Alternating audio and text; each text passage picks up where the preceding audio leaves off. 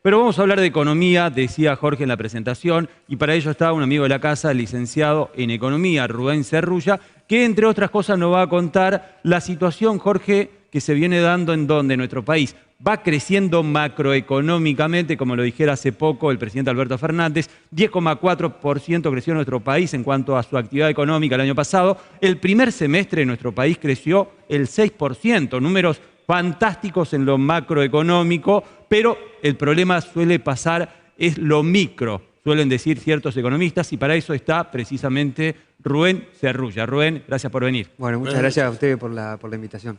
Bueno, ¿cómo estamos?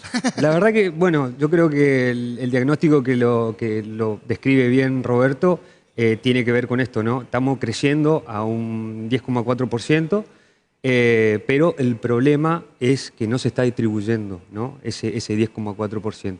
Y creo que el tema es que se están quedando los mismos de siempre con la riqueza de todos, digamos. ¿Y qué es lo que digo con esto? Los especuladores, por ejemplo. Esto de la concentración de mercado, esto que tiene que ver con el dólar blue, por ejemplo, que o casualidad o causalidad, fíjense cómo fue, ¿no? Cuando aumentaba el dólar blue, se lo podía ver en todos los medios, en todos los portales. Tapa de diario, incluso acá locales también, ¿no? Exacto. Sí. Ahora, cuando bajó el dólar blue, de hecho, ha bajado la brecha, ha traspasado el 100% para abajo, digamos, y no se ve más el dólar blue. Entonces, ni tampoco bajan las cosas. Exactamente. Y ahí está el tema, ¿no? Porque cuando aumenta el dólar blue, aumentan los precios. Ahora, cuando baja el dólar blue, no bajan los precios. Entonces, creo que eso marca que es un solo objetivo, es el de especulación, el de estos sectores, digamos, que utilizan este mercado ilegal, porque es el dólar blue, hay que decirlo, es un mercado ilegal. Es un mercado ilegal, es pirata. Exactamente, es un mercado que está por fuera de los controles del Banco Central. Tráfico de divisa, ¿no? Exactamente. Sí, señor. Y lo utilizan como marco, como referencia para remarcar precios. Ahora, cuando bajó, no se vio ese impacto, digamos, en la baja de los precios, ¿no? Ahora, perdón, Rubén, me salen miles de preguntas para hacerlo, ¿no? Y seguramente la gente que nos está mirando va a decir, ¿por qué no me preguntás tal cosa? Entonces, ¿quién genera los cambios, los incrementos de precios? Porque nunca bajan precios. Sí, variable. Aumentó porque aumentó el acero, bajamos cuando bajó el acero. Acá no, acá aumenta porque el viento es sur y quedó viento norte y queda más arriba todavía. ¿Quién genera eso? Y genera porque nadie fue, yo no fui. Sí, exactamente. El tema es, nosotros tenemos un problema estructural, así como el inflacionario, digamos, la inflación es un problema estructural, nosotros tenemos el problema estructural de la concentración de mercado. Fíjense, para que ustedes se den una idea, 8 empresas concentran, digamos, el mercado agroexportador. 8 empresas, y 12 empresas concentran todo lo que tenga que ver con el mercado de producción y comercialización de alimentos en el país. Entonces, al no haber competencia, establecen los precios teniendo en cuenta estas cuestiones especulativas, digamos, sin importar si aumentaron o no los costos. Acá, el único tema es especulación, y esa especulación se lo ve en el margen de ganancia de las empresas. Si uno va a esas empresas, a los balances, no hay aumento de costos, sino que solamente hay incremento de ganancias. Ahora, entonces, ¿dónde está el kit de la cuestión del aumento de los precios?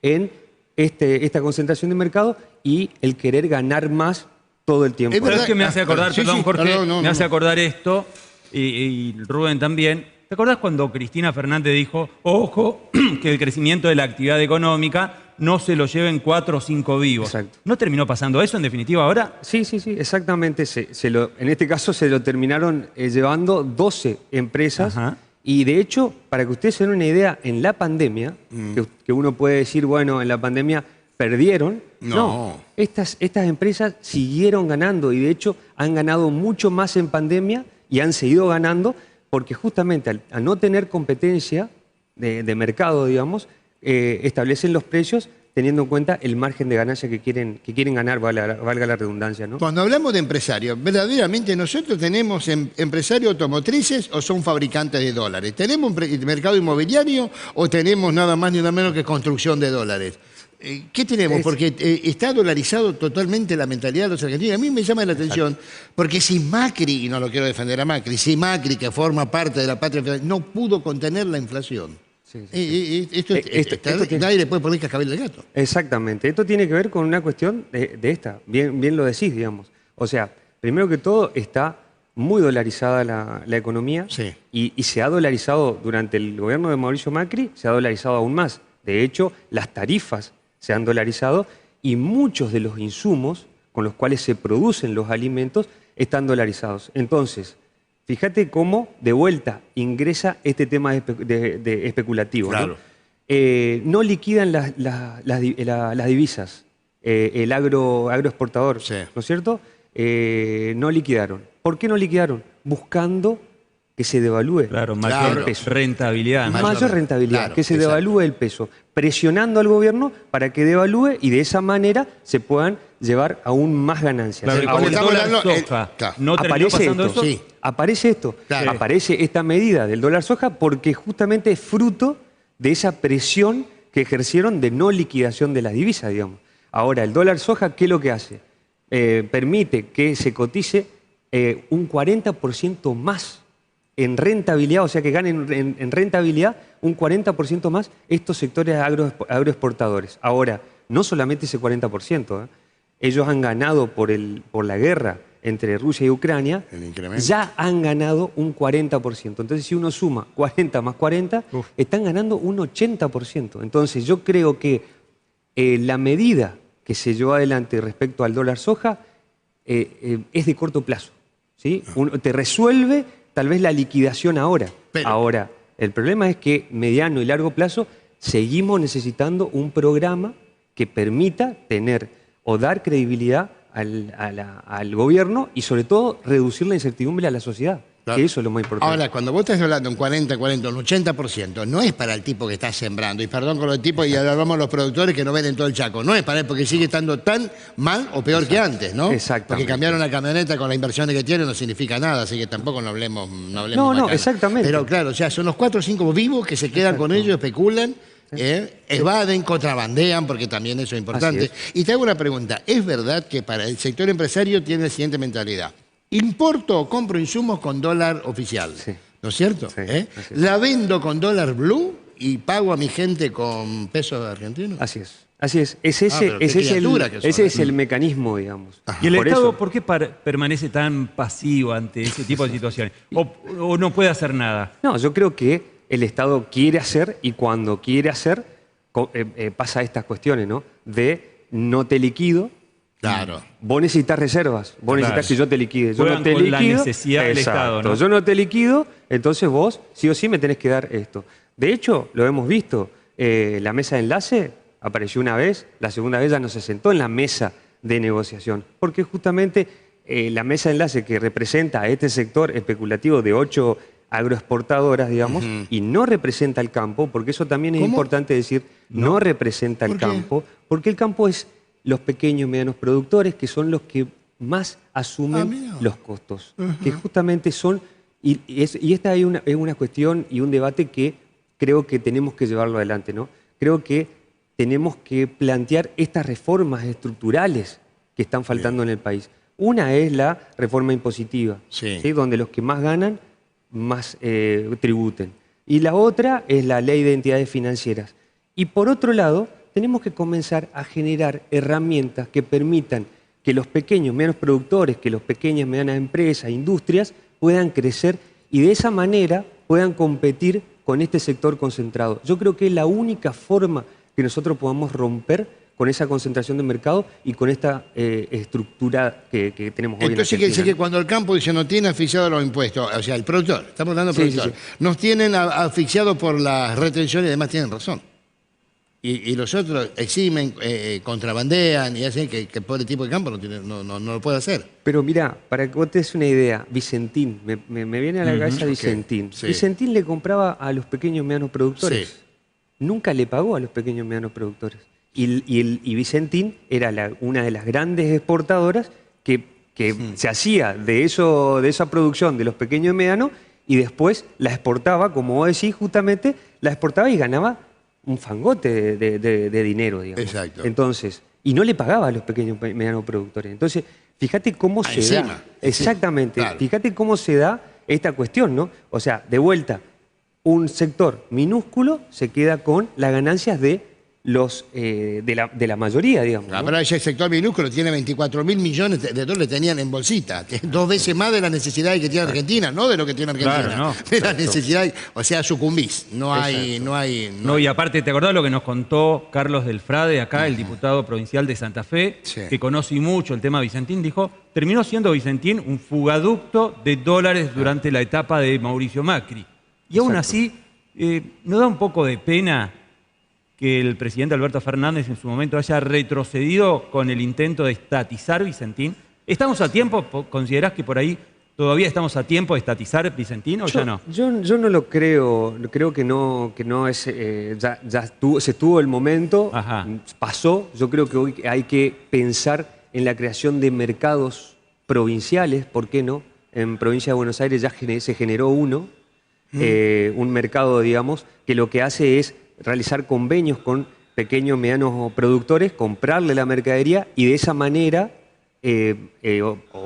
digamos, vender a un precio regulado una canasta Claro. que permita y que sea accesible a la gente. Yo creo que ese mismo Sí, ejemplo deberíamos comenzar a utilizarlo. Yo hablo porque Vicentín, yo creo que Claro. hoy no está dado el marco, marco, claro. y aparte teníamos YPF Agro, pero YPF Agro tampoco no se pudo realizar nada porque justamente quedó con la misma gestión que llegó durante el gobierno de Mauricio Macri y con otro proyecto. Entonces yo creo que ahora hay que pensar en esto de los mercados provinciales, ferias, digamos, y que permitan sobre todo, esta es una cuestión clave también, que permita que el productor se acerque al consumidor y evitar toda la La línea intermediaria. intermediación, Porque exacto. entre la línea intermediaria y el destino, que generalmente son los supermercados, se llevan entre el 60 y 70%, o sea, remarcan Claro. entre el 60 y 70%. Entonces, ahí está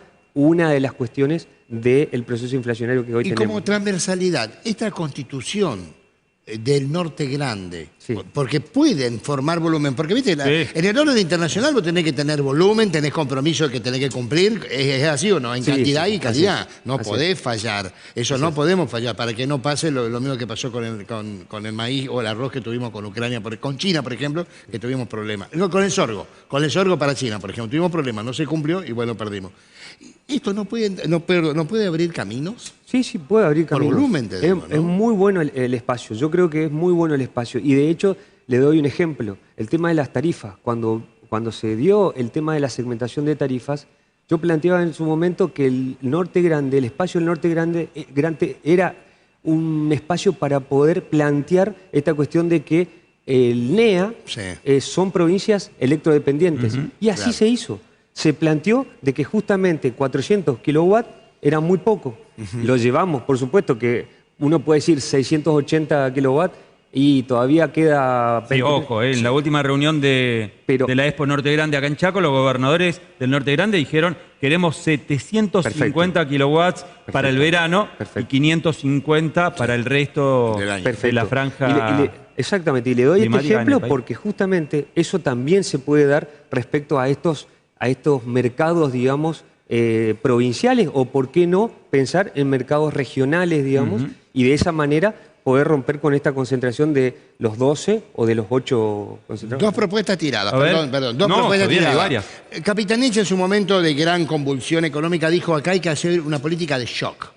Ahora, Milei junto a otros libertarios presentaron hoy un libro precisamente de dolarización. ¿Cuál es el camino, considerar? No, yo creo que hay que plantear primero mesas paritarias, porque justamente acá tenés un problema de que el poder adquisitivo sigue perdiendo contra la inflación, digamos. Producto de lo que estamos hablando. Exactamente, de hecho, el salario viene corriendo hace mucho tiempo por atrás de la inflación, entonces vos tenés que, de una u otra manera, incrementar ese poder adquisitivo o mejorar ese poder adquisitivo. Y por otro lado, controlar los precios, digamos. O sea, creo que las políticas, sí, política de shock, pero respecto a salario, que el salario está relacionado con el empleo, Y también este tema de los precios, ¿no? Ahora, los precios, la única forma, de vuelta, romper con la concentración de mercado. Si vos no rompés con la concentración de mercado y no comenzás a regular la cadena de valor, creo que va a ser muy difícil. ¿Y lo ves, Rubén, a la gestión económica de Sergio Massa con posibilidad de ejecutar esas medidas que estás planteando, por ejemplo, un shock redistributivo, tratar de romper la hegemonía de concentración que tienen ciertos sectores de producción? ¿Ves a Sergio Massa con uñas de guitarrero para eso? Mira, yo lo escuché en los anuncios y los anuncios fueron enfocados a dos ejes, digamos. Uno tiene que ver con las reservas internacionales y de hecho por eso es que viajó a Estados Unidos, se juntó con varios directores de organismos internacionales para pedir reservas y de hecho por eso también toma la medida del dólar soja para poder adelantar, digamos, esta... ¿No hay una transferencia de recursos ahí a los sectores más poderosos? ¿No debería haber sido a la inversa? ¿Cuál es el problema de abultar las reservas? ¿Hacia dónde van las reservas? Hoy tenemos aproximadamente 37.000 millones de dólares de reservas que son, dentro de la gestión del Frente de Todos, es la menor, digamos, que pudo obtener. Ahora, el problema es que esas reservas se las están llevando los sectores privados, ¿sí? Y el sector público, digamos, que tiene que ver con el endeudamiento público. Ahora, ¿el sector privado a dónde va? A fuga, directamente. Sí, sí. Entonces, si nosotros nos endeudamos para pagar fuga de ciertos sectores concentrados, creo que no es el camino. Hacemos lo mismo que hizo en su momento Mauricio Macri, entonces. Y por otro lado, que también tengo mis dudas y tengo mis planteos, es un momento donde hay que replantear este acuerdo con el Fondo Monetario Internacional porque es el que nos plantea los requisitos y trimestralmente lo tenemos. Y por otro lado, que también fue otro de los anuncios de Sergio Massa, reducción del déficit fiscal. Ojo con la reducción del déficit fiscal. Si viene por aumento de ingresos, como por ejemplo se me viene el proyecto de renta inesperada, claro, bueno, es está una medio cosa. stand-by, ¿no? Sí, es una cosa. Ahora, si viene por reducción del gasto público, ojo, porque la reducción del gasto público, dicho gasto público, es inversión pública, obra pública, es educación, es salud, es vivienda. Ojo, porque yo creo que ese no es el camino, digamos. El camino hoy es mejorar los salarios, pero además generar obra pública, seguir generando obra pública, porque eso genera no solamente un efecto directo sobre las empresas, digamos, constructoras o las cooperativas, sino también un efecto indirecto sobre el obrero, digamos, en salario y circulación económica. Entonces creo que, ojo con esa reducción del déficit fiscal y ojo con el tema de la reserva, ¿no? Ahora, ¿qué pasa? ¿Volvió Massa? Yo estaba preparando bombos y platillos para salir a recibirlo por sus gestiones en el Fondo Monetario. ¿Los guardo por las dudas? Yo creo que tendrías que guardarlo y creo que lo que podés guardarlo es a los platillos eso para pedir que digamos, se comience a reevaluar o se rediscutir ese acuerdo con el Fondo Monetario. Ahora, ¿y cómo ves que las provincias, disculpame, que tengan, por ejemplo, que el gobernador decía que el Chaco tiene superávit fiscal, la situación económica de las provincias diferente a Nación? Sí, ¿no? sí, ¿A qué se obedece? ¿Son medidas políticas esta? ¿Ordenamiento? No, buena administración. Tiene que ver con la distribución, me parece. Tiene que ver con la distribución, porque recordemos que nosotros recibimos en la provincia del Chaco producto producto de la coparticipación. Entonces, mucho de esa coparticipación va destinado a, digamos, a obras que se realizan provincialmente, pero también a salarios, también a recomposiciones salariales y demás políticas públicas, digamos. Ahora, ¿cuál es el problema? Que a nivel nacional se está tomando otro camino, digamos. Entonces, creo que ahí está el problema, digamos. Creo que hoy uno de los problemas esenciales es la distribución de la riqueza, ¿no? Rubén, cuando estaba Silvina Batakis, los mercados, los benditos mercados, estaban intranquilos. Todo el tiempo me enviaban señales sosteniendo que no estaban conformes con la gestión de Silvina Batakis. Llegó Sergio Massa, los mercados se tranquilizaron casi de forma instantánea. El tema es, ¿a qué costo? se tranquilizaron o cómo se los tranquilizó a los mercados? No, se lo tranquiliza con estas reuniones, digamos, con las reuniones con el Fondo Monetario Internacional, con organismos internacionales, porque ellos son los que te habilitan las reservas. Con este dólar soja, con esta medida del dólar soja también, porque no tenés este sector, digamos, presionando para que se devalúe. Entonces vos vas a tener, por supuesto, recursos de vuelta, recursos que te van a abultar las reservas. Porque es lo que, estos sectores lo que quieren es dólares. Y los dólares te lo dan el Banco Internacional de Desarrollo, el Banco Mundial, el FMI, etc. Ahora, el problema es dónde van esos dólares. Si esos dólares irían a importación, que son importaciones centrales para que te genere aumento de planta en la industria, nuevos empleos y que te refuerce ese crecimiento económico que estamos teniendo, es una cosa. Ahora, si esas reservas van a parar a este sector privado para fuga, y creo que no es el camino. Ahora, lo que a mí me preocupa, veo, el Fondo Monetario Internacional desembolsaría 4.000 millones. ¿Eso de generosos que son, nos deben algo o nos volvemos a empeñar? No, nosotros tenemos trimestralmente Sí.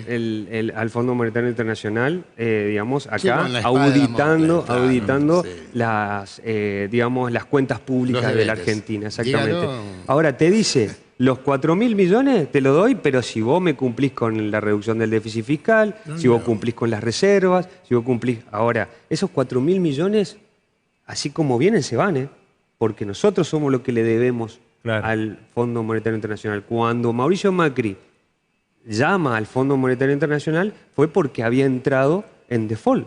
Claro. En default, digamos. O sea, hay que decirlo, en default. Entonces, llega al Fondo Monetario Internacional y te dice, bueno, encima el mayor préstamo, no hay que dejar de decirlo, el mayor préstamo que se pudo obtener. De toda la historia del fondo. De toda la historia del Fondo Monetario Internacional. Y ahí te dijeron, bueno, yo te voy a dar esta plata, pero yo te voy a auditar todos los trimestres las cuentas públicas. Rubén, vos sabés que la otra vez la escuchaba Alicia Castro, la que fuera embajadora argentina en Venezuela, durante la gestión de Cristina Fernández como presidenta, y ella decía, ojo, porque siempre hay tiempo para plantear que ese préstamo que durante la gestión de Mauricio Macri concedió el Fondo Monetario Internacional a nuestro país, se violaron todos los estatutos del propio Fondo Monetario y Argentina puede reclamar, aferrarse a ello y plantear en la Corte Internacional de La Haya. ¿Ves posible que eso pueda ocurrir o tampoco da el marco, el contexto ya a esta altura? No, a mí me parece que debería, más allá del contexto, yo creo que debería rediscutirse, por eso insisto en esto de rediscutir el Fondo Monetario Internacional.